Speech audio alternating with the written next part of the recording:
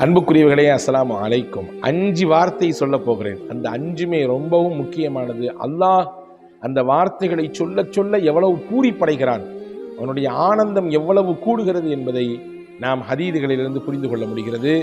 சொல்ல போனால் இந்த வார்த்தைகள் கூட நம்முடைய நிலையை மாற்றி அல்லாஹுவின் நெருக்கத்தை பெற்று நாளை மறுமையிலே உயர்ந்த சொர்க்கம் கிடைப்பதற்கு இதுவே கூட காரணமாக ஆகிவிடலாம். ரசூலுல்லாஹி ஸல்லல்லாஹு அலைஹி வஸல்லம் சொன்னார்கள், லா இலாஹ இல்லல்லாஹு, லா இலாஹ இல்லல்லாஹு வல்லாஹு அக்பர். இந்த வார்த்தையை சொன்னோன்னு அல்லாஹ் சொல்றானா, சதகா அப்தி, என்னுடைய அடியான் உண்மை சொல்லிவிட்டான், ஆமாம் எனக்கு இணை யாரும் இல்லை உலகத்திலே, நானே பெரியவன் என்று அல்லாஹ் சொல்றான்.